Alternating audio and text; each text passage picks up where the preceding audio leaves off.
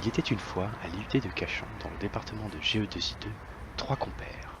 Le premier s'appelait Sébastien Lecomte, mais tout le monde l'appelait Sebi-la-Mouche, en raison de son esprit vif. Le second était le placide Lionel Malonga, un individu capable d'effectuer des tâches relativement simples si on les lui expliquait. Le troisième, l'éminent Guillaume Cressot, qui se trouvait être leur maître à penser, était hautement réputé pour ses capacités intellectuelles hors normes. Hey Lou Thomas, Il est devenu fou. pourquoi? Il a fait le prix de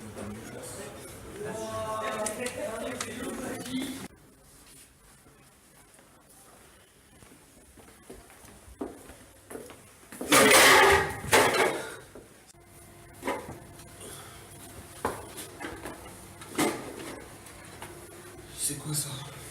Je pense qu'on l'a jeté, hein. Non, attends. Et c'est alors que dans cet esprit complexe, l'improbable se produisit. J'ai une idée. On va faire un robot qui suit une ligne, qui prend des raccourcis et qui s'arrête quand il tape un bout de bois. Et on va même faire des courses avec. Pour ça, il faudra des yeux, un cerveau et des jambes. Les yeux transmettront l'information au cerveau, qui transmettra l'information aux jambes, et comme ça, elle pourra avancer. Toi, tu t'occuperas des jambes. Toi, tu t'occuperas des yeux. Et l'autre fou, il nous trouvera un cerveau. Allez au travail!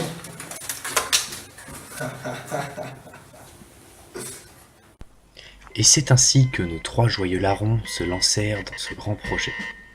Projet qui exigeait d'eux beaucoup de rigueur et beaucoup de persévérance, mais surtout, beaucoup d'investissement personnel.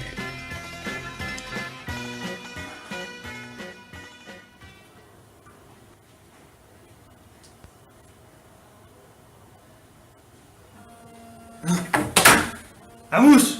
Montre-moi ce que t'as fait! Allez au travail!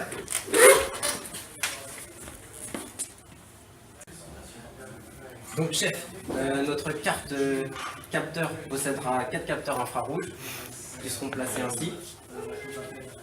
Ils posséderont tous une partie émetteur et une partie récepteur qui permettront de détecter la ligne blanche. Aussi, notre carte possédera une prise jack qui, si elle est retirée, fera avancer le robot, et un capteur fin de course qui, s'il touche à un obstacle, arrêtera le robot. Par ailleurs, on aura un connecteur pour alimenter la carte en 12 volts, mais on pourra réduire la tension en 5 volts à l'aide d'un régulateur. Enfin, pour envoyer ces signaux à la carte microcontrôleur, on aura besoin d'un connecteur 16 broches. Ok, ça me va. Lionel! À ton tour!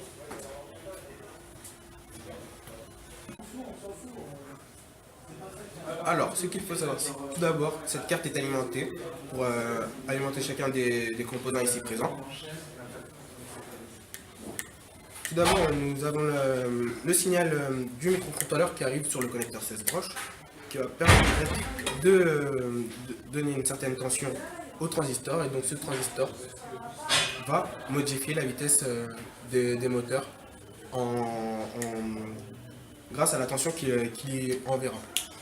Donc, ce qu'il faut savoir, c'est que nous avons 2 transistors, un par moteur, et donc cela permet, par exemple, lors des virages, lorsque l'un des deux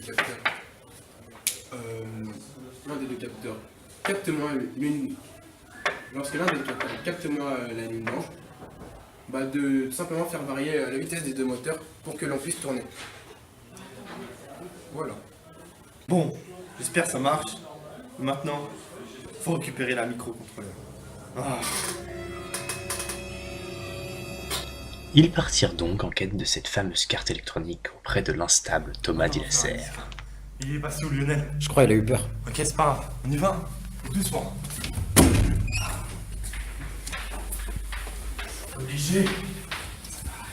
C'est là, j'y suis presque.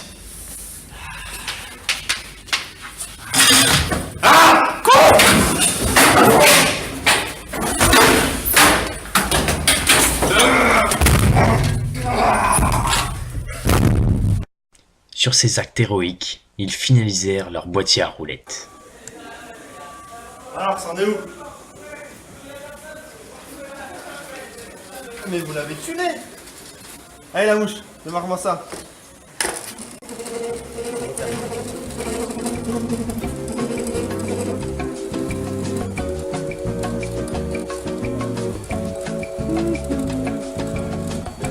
En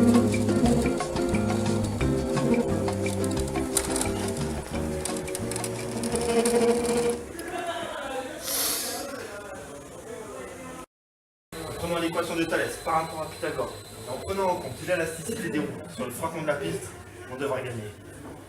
Des questions? On a créé un robot suiveur de ligne Oui. qui prend des virages Oui. et qui s'arrête lorsqu'il tape un bout de bois. Oui. Mais à quoi ça sert? Ah, il en sait rien.